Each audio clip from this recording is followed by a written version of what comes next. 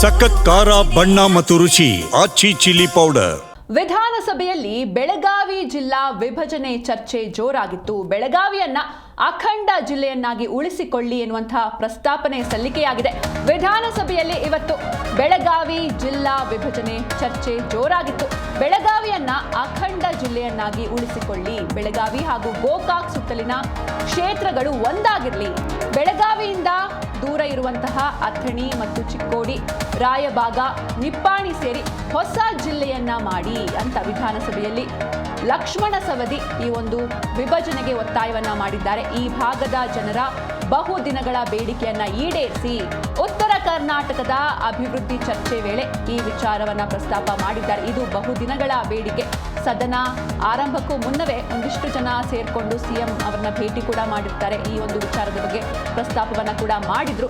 ಈಗ ಮತ್ತೆ ಅದೇ ವಿಷಯ ಸದನದಲ್ಲಿ ಚರ್ಚೆಯಾಗಿದೆ. ಬೆಳಗಾವಿಯನ್ನ ಅಖಂಡ ಜಿಲ್ಲೆಯನ್ನಾಗಿ ಉಳಿಸಿಕೊಳ್ಳಿ, ಬೆಳಗಾವಿ ಹಾಗೂ ಗೋಕಾಕ್ ಸುತ್ತಲಿನ ಕ್ಷೇತ್ರಗಳು ಒಂದಾಗಿರಲಿ, ಬೆಳಗಾವಿಯಿಂದ ದೂರ ಇರುವಂತಹ ಅಥಣಿ, ಚಿಕ್ಕೋಡಿ ಹಾಗೆ ರಾಯಬಾಗ, ನಿಪ್ಪಾಣಿ ಸೇರಿ ಒಂದು ಹೊಸ ಜಿಲ್ಲೆಯನ್ನ ಮಾಡಿ ಅಂತ ವಿಧಾನಸಭೆಯಲ್ಲಿ ಈ ಬಗ್ಗೆ ಲಕ್ಷ್ಮಣ ಸವದಿ ಒತ್ತಾಯವನ್ನ ಮಾಡಿದ್ದಾರೆ. ಈ ಭಾಗದ ಜನರ ಬಹುದಿನಗಳ ಬೇಡಿಕೆ ಇದು, ಇದನ್ನ ಈಡೇರಿಸಿ ಅಂತ ಉತ್ತರ ಕರ್ನಾಟಕದ ಅಭಿವೃದ್ಧಿ ಚರ್ಚೆ ವೇಳೆ ಈ ವಿಚಾರದ ಪ್ರಸ್ತಾಪ ಆಗಿದೆ.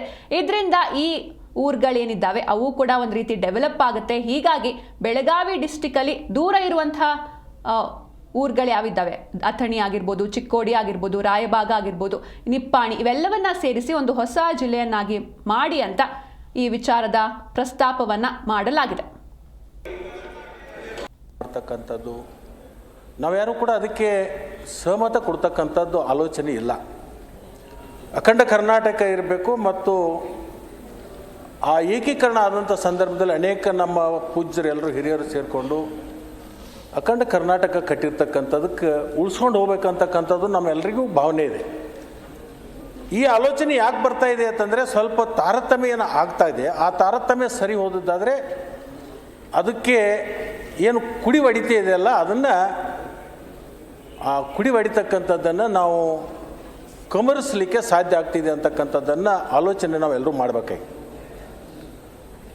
ವಿರೋಧ ಪಕ್ಷದ ನಾಯಕರಿಲ್ಲ, ಅವ್ರದ್ದು ಸ್ವಲ್ಪ ಅವಶ್ಯಕತೆ ಇತ್ತೇನೋ ಅಂತ ಅನಿಸ್ತದೆ. ಆದರೂ ಸಹಿತ ನಮ್ಮ ಡಾಕ್ಟ್ರು ಮತ್ತು ಅನೇಕರಿದ್ದಾರೆ. ಡಾಕ್ಟ್ರು ಅವ ಉಪನಾಯಕನೂ ಅಲ್ಲ ಮತ್ತು ಅವನ ಕಡೆ ಕೈ ಮಾಡಿ ತೋರಿಸ್ತಿಲ್ಲ. ನಾಯಕರು ಉಪನಾಯಕರು ಒಬ್ಬರಿಬ್ಬರು ಒಳಗೆ ಒಬ್ಬರಿದ್ದರೆ ಅನುಕೂಲ ಆಗ್ತಿತ್ತೇನೋ ಅಂತ ನನ್ನ ಭಾವನೆ. ವಿರೋಧ ಬಿಡೋದು ನಿಮಗೆ ಬಿಟ್ಕೊಟ್ಟು.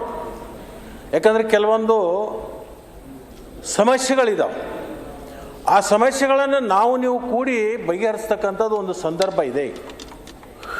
ಸಿ ಪಾಟೀಲ್ರೇ, ಅದಕ್ಕೆ ವಿರೋಧ ಪಕ್ಷ ನಾಯಕರು ಅಥವಾ ಉಪನಾಯಕರು ಯಾರೋ ಒಬ್ಬರು ಬಂದರೆ ಒಳ್ಳೆಯದು ಅಂತ ನನ್ನ ಭಾವನೆ. ಬರೋದು ಬಿಡೋದು ಅವ್ರು ಬಿಟ್ಕೊಟ್ಟದ್ದು. ಅಧ್ಯಕ್ಷರ ಪ್ರಥಮವಾಗಿ ನಮ್ಮದು ಎಲ್ಲರೂ ಚರ್ಚೆ ಮಾಡಿದ್ದಾರೆ. ಉತ್ತರ ಕರ್ನಾಟಕದಲ್ಲಿರ್ತಕ್ಕಂಥ ಮತ್ತು ದಕ್ಷಿಣ ಭಾಗದಲ್ಲಿರ್ತಕ್ಕಂಥ ಕಾವೇರಿ ಮತ್ತು ಕೃಷ್ಣೆ ಇವು ದೊಡ್ಡ ನದಿಗಳು ರಾಜ್ಯದಲ್ಲಿ. ಇನ್ನು ಉಳಿದಿರ್ತಕ್ಕಂಥ ಮಹದಾಯದ ಬಗ್ಗೆ ನಮಗೆಲ್ಲರಿಗೂ ಕೂಡ ಕಾನೂನಾತ್ಮಕ ಏನು ನಡೆದಿದೆ ಅಂತಕ್ಕಂಥದ್ದೆಲ್ಲ ಗೊತ್ತಿದೆ. ನೀವು ಕೂಡಿ ಮಾಡಬೇಕಾಗಿರ್ತಕ್ಕಂಥದ್ದು ಕೃಷ್ಣಾ ಮೇಲ್ದಂಡೆಯ 524.256 ಇದನ್ನೇ ನಾವು ನೀರು ನಿಲ್ಲಿಸಬೇಕಾಗಿದೆ. ಈ ನೀರನ್ನು ನಿಲ್ಲಿಸೋಕ್ಕೋಸ್ಕರ ಮುಳುಗ